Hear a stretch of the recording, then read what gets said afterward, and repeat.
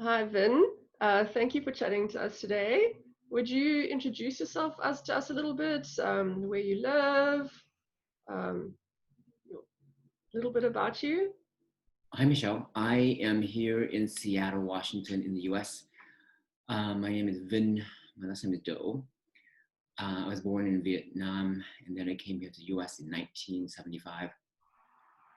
Ironically, last month, April, was the fall of South Vietnam to communist forces. So it hits big among Wow. some folks in the Vietnamese community. Well, nice to be here. Yeah. Thank you. Thanks for taking time to chat to us. First question we want to start with is, how did you end up in the field of OD and conflict resolution? What path led you to that work? Well, interesting that I bring up Vietnam because I came from there when I was 8 to the US here in Seattle. And I first came to the idea of conflict resolution because I was trying to make sense of it. And so all along in my growing up, I always had a sense that I was a peacemaker of some Mm. sort, right? And so my arrival story is about that, is coming from a place that was born of conflict. And so, so our family arrival story was born of conflict. We were refugees escaping a country that we had lost in a war. Mm. And so, in a sense, I'm always looking for home. I guess that's a separate story. And so, growing up, I wanted to do some work in peacemaking. And so, that's that's how I came into it. And I thought conflict resolution was the most finite, concrete thing that I could imagine. So that was earlier on. And then I heard about organization development in school while I was studying HR in New York City. And so I ultimately got a degree in HR. But had I had to do that again, I think I would choose OD. Yet I think that I had to have come to OD via HR to understand the value of both and how both can bring to an enterprise. Later on, I decided to focus conflict resolution onto mediation, even more finite process within the world of conflict resolution. And I thought that was a way to marry my HR background into conflict resolution by focusing on workplace mediation in particular. That's the long answer. Sorry about that. Interesting. And the nature of your work, who tend to be the clients or the types of organizations or systems that you work with? The types of clients might be community members, individuals who are experiencing conflict, tenants to a community to a law enforcement group. I mediated conflict. It was a restorative justice circle. It was a meeting around a circle. It's part of a larger movement, circle processing. I think you might know because you work in South Africa.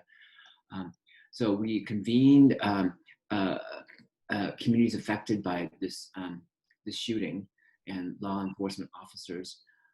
That was one. And then I had for example, I could mediate between tenant and tenant Mm. in a home situation, roommate to roommate. And I also specialize in workplace mediation. So it would be the employer that would call me in. Um, and for OD, I specialize in smaller workplace environment, smaller organizations, but I at least could know how many people are in the organization, at least could Mm. name them. I like that the more professionally intimate work environment. And then finding out how to facilitate better and informed decision making as they go through change, as they go through growth. That Mm. would be organization consulting portfolio. Okay, very interesting. And what values would you say guide your work? Um, that's a really hard one. But I think in a phrase, a sense of justice. I first discovered this sense of organizational justice when I was studying HR and I wrote a master's thesis paper on it. I discovered that there are a couple of scholars who define organizational justice into three realms: distributive justice, processual justice, and interactional justice. I Mhm. found it fascinating because we all have this sense of fairness, and I mean a sense of fairness. And if we really parse it out, where do they come from? So distributive justice is what the legal system is based on. You know, my piece of the pie versus your piece of the pie. Do we get an equal distribution, for example? Another sense of justice is process justice or procedural justice. Do I have a sense of fairness in the way we enact this grievance process? Was the process fair? And then interactional justice is what I'm really fascinated about. And I think, you know, interactional justice, HR people and OD people and conflict resolution people have the most greatest impact.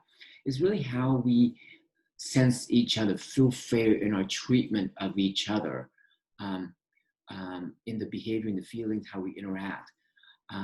So what's interesting is that it's possible to not have the distributive justice, to not have process justice, and still be okay if people feel like their interactions are okay.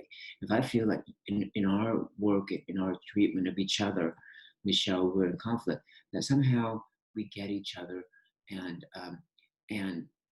it's made all right, even if the process or the outcome is not what I envision. That's very interesting. And how do you see power and rank and hierarchy and um, how that relates to justice? If in organizations, for example, where everyone may not have the same voice or the same rank or power in the system, uh, how does that play out, or how do you deal with that in your value system and in your work? How do I deal with it? I've tackled it. How do I deal with it? I think as a Mm. mediator and conflict resolution person, we're trained to seek out all perspectives and try to bring as many perspectives to the table as possible. That's at least one of the controls, if we have controls at all, that we can practice, is to bring people to the table, convene people. That's a skill. And in as much as possible, we might not be able to convene everybody, but we convene at least the right people with as many diverse perspectives as possible. As OD people, what we can do is we can make sure that all the different parts of the systems are represented in the proverbial room. Different departments, different perspective, different geographic locale, different parts of the system. And then how do we deal with power and rank? I think it might not always be possible to get a global panoply of representatives, but it's important to focus on the the right kind of people in the room, right, with the right perspectives. I could say more, but Okay, no, yeah. thank you, thank you. Um, and then, yeah, we obviously we're recording this in May 2020, when the world's experiencing a massive crisis, and many in our field are wondering how they function and how they operate and what we keep, what we let go of. What would you say? What tools and skills from both OD and from conflict resolution do you think they're serving you well in this time of crisis, and where do you think there's maybe a gap in your skill set or in your tools, your toolbox? I think there's I can talk about the gap later on. I think what I'm personally doing is I meditate, and there's so many different forms of meditation. One of my when I do is vipassana, and I spent a 10-day silent meditation, and that was formative for me. I want to put that on the record. Train me in really being aware in the body and letting that bodily intelligence inform and enhance our awareness. So with meditation, I practice being in the here and now. I know that sounds trite, but it's important. Meditation also helps you to face reality, right? And one of the things that mediators do is they bring people to the table and they reality test. They proffer options and they mirror and they really kind of challenge appropriately while giving support so that people can see, and those who are people who are doing in peace or reconciliation work in South Africa, I imagine, I think probably do this. They talk about reality and they help people face reality by offering options and then challenging appropriately. So meditation helps you do that, in that you are in the here and now and you can gain greater acceptance of the present moment and how to deal with that. And that's a lifelong process, right? Accepting what is. In terms of OD tools, I practice use of self. I don't think I need to say much about this to you, Michelle. This, It's both fields, it's such a fundamental thing, yes. right. And especially now in this during this pandemic, what I'm doing is I'm looking at myself, I'm noticing myself as if I was a client in the system. So the system I'm talking about is the US, where I'm currently at. And so if the system is the US and I'm the client, I'm actually responding to COVID and how I respond. And so I look at my own interactions and the inconveniences of COVID, and I say, how am I evaluating my decision making? Am I making informed decision making if I were to look at myself and observe myself? And then decisions I made, can I go back and do action research on my own decisions? And can I make better decisions? And that is real, especially we're living in this complex. We talk about complexity in an organization. Well, guess what? We've been dealt with complexity in this pandemic. So how do we respond? So I notice myself and then how I can be better at my decision making. And then I practice inquiry, which is really being open-minded and constantly asking questions in an open-ended kind of way, and then doing your own research and then reevaluating. So as if you are the petri dish, and then how are you, how are you investigating yourself?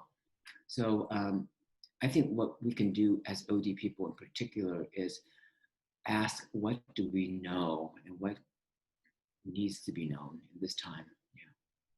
Very interesting. And then on the gap side, what do you feel has been potentially a gap in your skill set or in your toolbox for this context that we're in right now? In my school, in the macro role, in my skill set. Well, I guess potentially in terms of working with your clients right now, or also from one of the things that many people are raising is how to sort of be commercially, function and have, given that the field is in crisis in some ways in terms of being able to meet in person, all of those skills that typically the things which we would pick up in face-to-face interactions that are much harder to do in a virtual environment. And also, I suppose, the levels of anxiety or conflict or tension in the system at the moment about the extent of the change that's happening. Do you feel that there might be gaps in whether in your skill set or in the kinds of tools that the field is using, both in OD and conflict resolution, to equip us as practitioners in this context? I'm noticing that among OD people in this time, and I think in the past, is that we know about we know about conflict. I don't think we recognize it earlier enough. And I'm not sure that we bring conflict work earlier on in an intervention as I think we should. I think we say it's important, we give lip service to it, but we don't engage it. We don't engage it, we don't make friends with it, we don't harness its power early on until it becomes bad. So we can do that earlier on. And then I think what I read is that the World Bank has a great conflict resolution system built in place where you don't just have to go to your HR person, you get to go to other people that you can trust outside of the HR system. And so there's myriads of ways to do that conflict resolution and systems. I think the World Bank has this system, at least that's what I read, so that people can choose conflict resolution agents to address their conflict without having to go through the usual human resources process, which I think is a little bit tricky, especially if the human resources department represents management. So that's one way. Yeah, in terms of conflict resolution skills, in addition to the OD tools, I mean, what are you finding helpful in your work and in this moment? I think as we're experiencing conflict and how to respond to the pandemic, we all have opinions and we all have partiality. What conflict resolution people try to do is strive for impartiality and to bring different perspectives to the table, proverbial table, and also to balance perspectives, right? So to give, due time or due energy on both sides of the proverbial table. Some people, and I'm trying to practice this, try to practice multi-partiality, and I think you know about this, Michelle, is that you recognize that we all have biases. And so while accepting and recognizing bias, what we can do is we can try to be partial to everyone. So if I'm partial to you, Michelle, because I know you, we've had interactions, and I like you, but I don't know your colleague at all. I've just met her. I might be more partial to listening to you, and I might notice myself.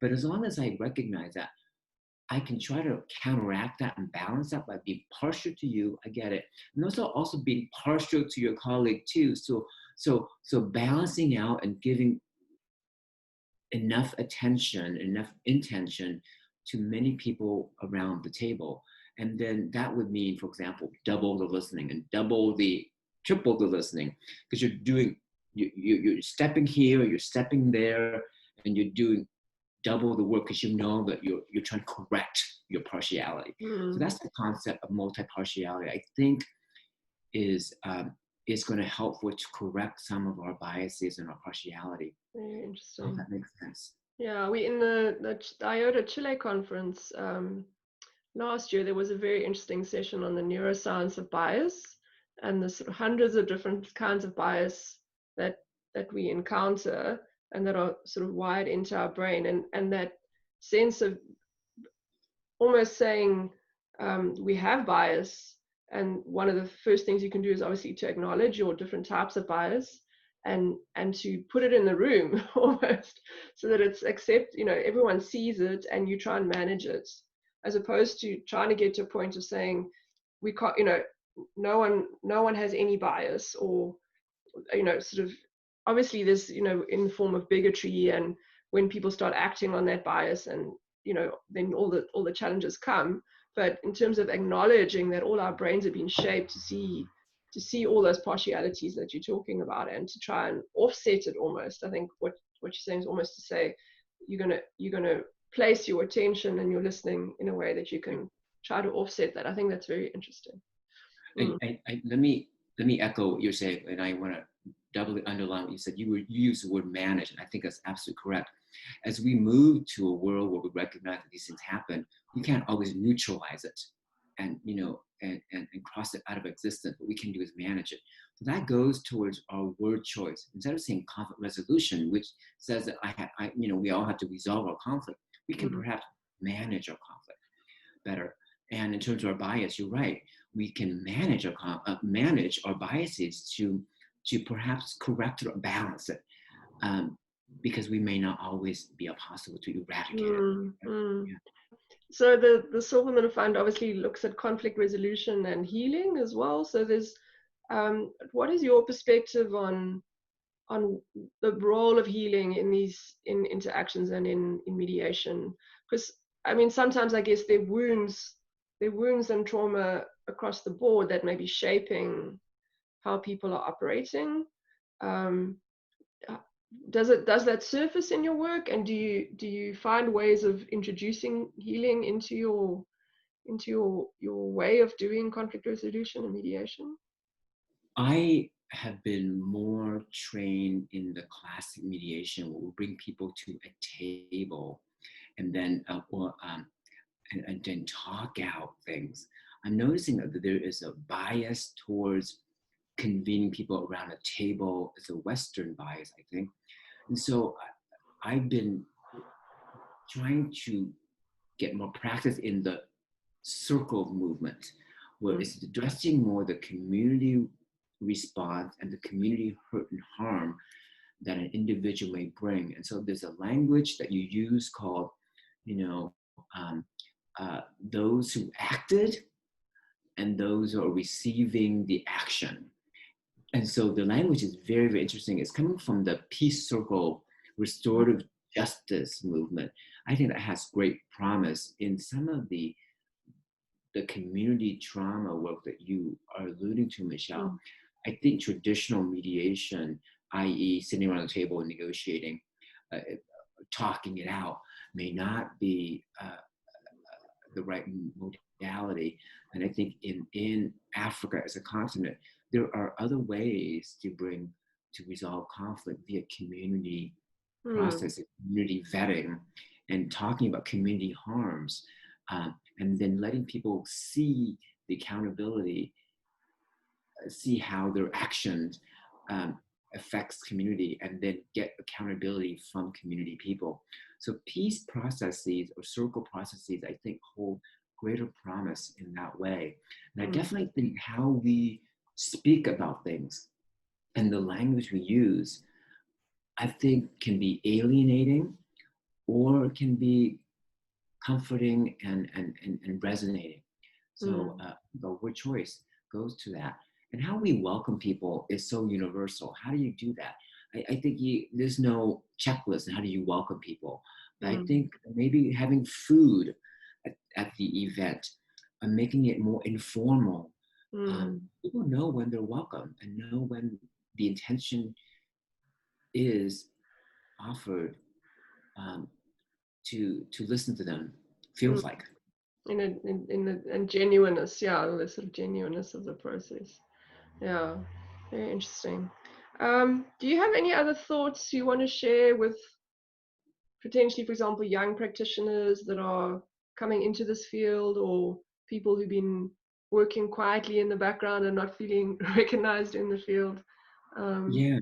what do Um, you want to share with them? yeah. I think I want to say this one thing. I think I want to de-escalate conflict. In that, I want to say, I want to be able to kind of normalize conflict. If people can just think about conflict as any difference, conflict is simply a difference between perception or even a perception of difference in viewpoints and values and life experiences, for example, then it doesn't have to be this global, large thing. And then you and I may have a difference about what movie we want to see. Well, that's a small conflict, but we can probably address it earlier on, or we can just have a relationship based upon years of choosing movies that we never get satisfaction on. Mm, So we can simply call it simply, a difference in perspectives. I think that makes it more manageable. And I mm. think that having, knowing who you are for young people, as you were saying, define young, and knowing what, Hopefully, we're still young as well. defining what influences you in your life. I meditate. I think my faith is important.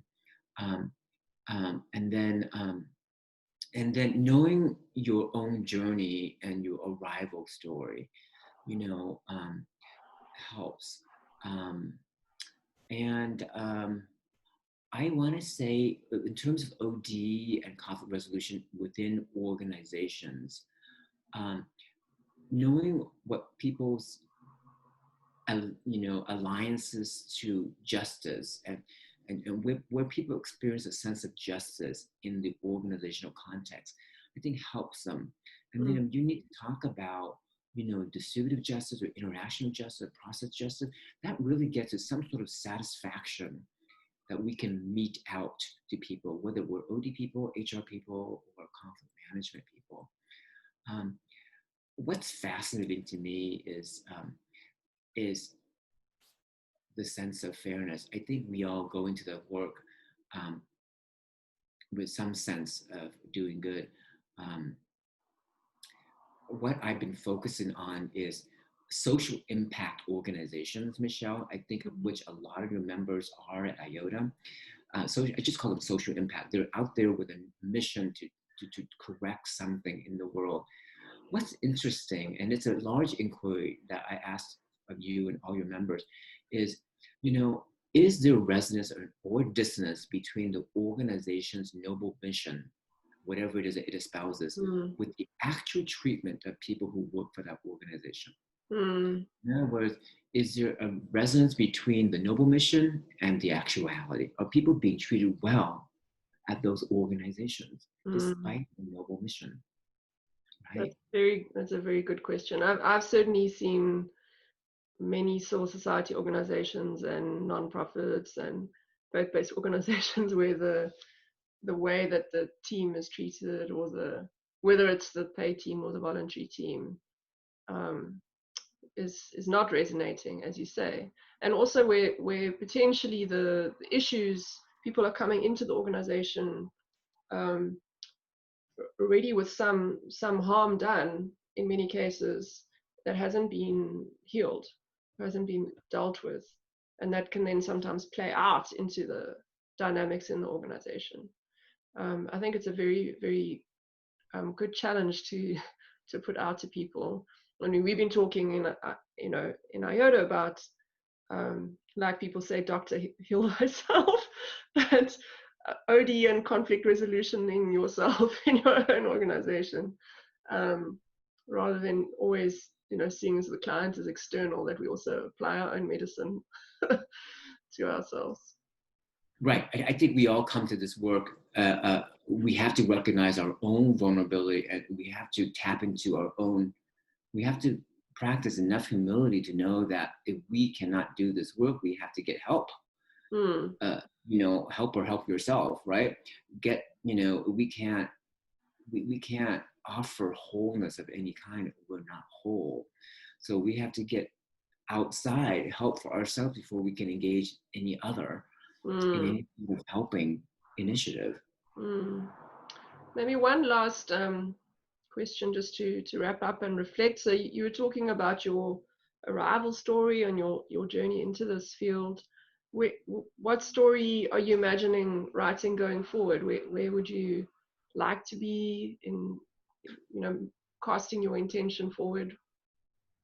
What story am I making? Mm, I'm making. I'm trying to make